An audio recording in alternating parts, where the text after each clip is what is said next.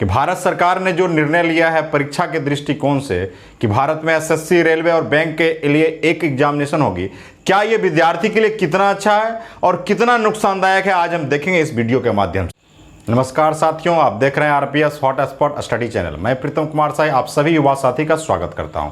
आज के वीडियो में हम देखेंगे कि भारत सरकार ने जो निर्णय लिया है परीक्षा के दृष्टिकोण से कि भारत में एसएससी, रेलवे और बैंक के लिए एक एग्जामिनेशन होगी, क्या ये विद्यार्थी के लिए कितना अच्छा है और कितना नुकसानदायक है, आज हम देखेंगे इस वीडियो के माध्यम से। तो युवा साथी देखेंगे इस वीडियो के माध्यम से क्या विद्यार्थी के लिए क्या नुकसानदायक है।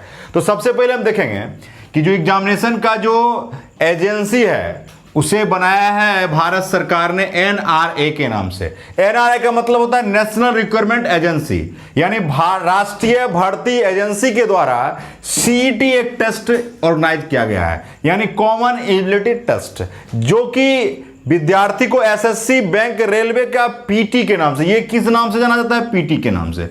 लेकिन पीटी का क्या सिस्टम है ये इस वीडियो में हम देखेंगे युवा साथी। सबसे पहले 10th लेवल पर जब वैकेंसी आती है, यानी 10वीं कक्षा जब आप पास कर चुके होते हैं और आपका जो योग्यता है आपकी 10th है, 10th लेवल पर जब आती थी एसएससी, बैंक और रेलवे की फॉर्म, एसएससी, बैंक और किसकी सर? रेलवे की फॉर्म, तो आप क्या करते थे? एसएससी का अलग भरते थे, बैंक का अलग और रेलवे का अलग भरते थे। जब 12th लेवल पर आता था तो फिर आप एसएससी का अलग, रेलवे का अलग, बैंक का अलग भरते थे।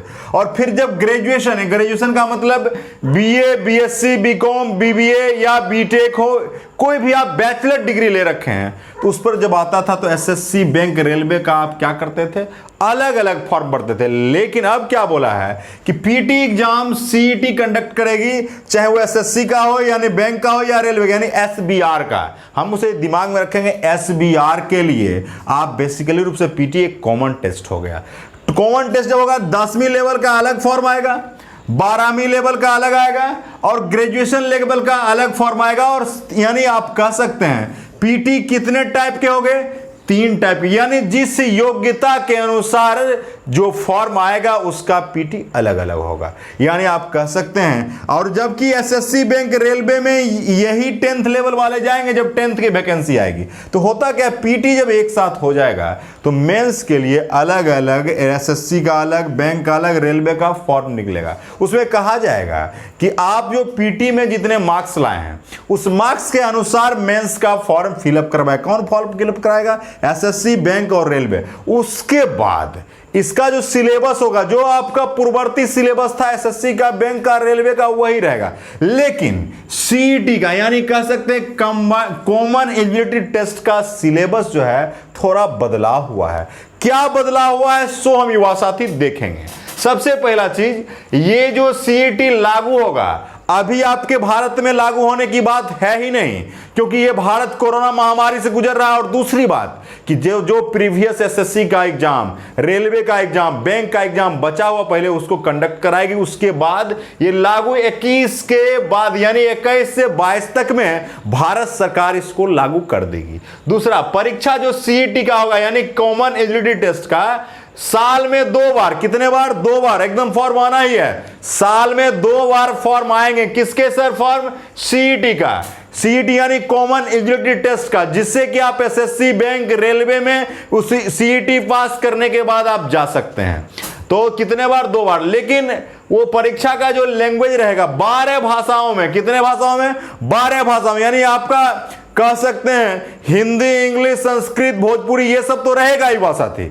इसलिए टेंशन लेने की बात नहीं। आप जिस लोकल लैंग्वेज से आते हैं उस लोकल मलयालम में रहेगा, जो जहां के लोग हैं कन्नड़ में रहेगा, उड़िया में रहेगा, बंगाली में रहेगा, सब जहां के जो लोकल लोग हैं उनको अब बिल्कुल दिक्कत की आवश्यकता खत्म हो गई। अब क्या आता है, ये स्कोर काल, यानी जो परीक्षा में सीईटी में पास करेंगे, जो मुझे मार्क्स मिलेगा, तो वो जो स्कोर काल यानी 3 साल तक, यदि आप 10वीं लेवल का सीईटी पास कर जाते हैं तो 10वीं लेवल का एसएससी, बैंक, रेलवे में जो वैकेंसी आएगा उस स्कोर कार्ड के अनुसार 3 साल तक आप फॉर्म फिलअप कर सकते हैं।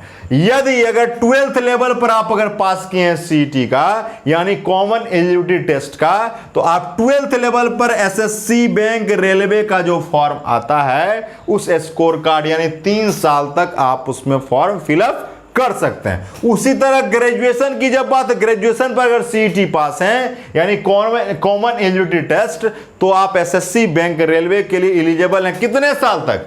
3 साल तक। तो ये समझना बहुत जरूरी था ये बात साथी। अब है परीक्षा केंद्र। होता क्या था, पहले जब हम एसएससी बैंक रेलवे का एग्जाम देने जाते थे तो आपको आउट ऑफ स्टेट दिया जाता था। तो उसमें दिक्कत क्या आती है, लड़का प्लेटफॉर्म पर सो रहा है, तो कोई लड़का लेट हो गया, कोई लड़का को किसी तरह का समस्या हो गया, कोई लड़का हो सकता है कि जाने में असक्षम हो। तो इसके लिए क्या किया गया कि आपके राज्य में, अगर आप बिहार से हैं, आप दिल्ली से हैं, आप सपोज अगर उड़ीसा से, आप बंगाल से हैं, आप राजस्थान से हैं, यूपी से हैं, एमपी से हैं, तो आपके अपने राज्य में ही निकटवर्ती जिला में आपका सेंटर दिया जाने का प्रावधान कौन लाया है? नेशनल रिक्रूटमेंट एजेंसी यानी एनआरए ने लाया है। अब क्या देखते हैं कि सिलेबस, सर सीईटी का सिलेबस क्या होगा, यानी सीईटी का सिलेबस क्या होगा। होता क्या था युवा साथी, एसएससी में आपका मैथ, रीजनिंग, जीके, जीएस होता था और इंग्लिश भी होता था। लेकिन रेलवे में क्या होता था, इंग्लिश युवा साथी नहीं हो सकता है, और बैंक में जीके जीएस की बात नहीं होती थी, उसमें जीए की बात होती थी। तो हुआ क्या, तो सिलेबस जब सीईटी का बनाया गया, तो जब कॉमन नाम है, यानी आप कह सकते हैं मैथ्स भी रहेगा, रीजनिंग भी रहेगा, इंग्लिश भी रहेगा और जीके और जीएस भी रहेगा, जो कि एमसीक्यू टेस्ट होगा। कैसा टेस्ट होगा? एमसीक्यू। एमसीक्यू का मतलब क्या है?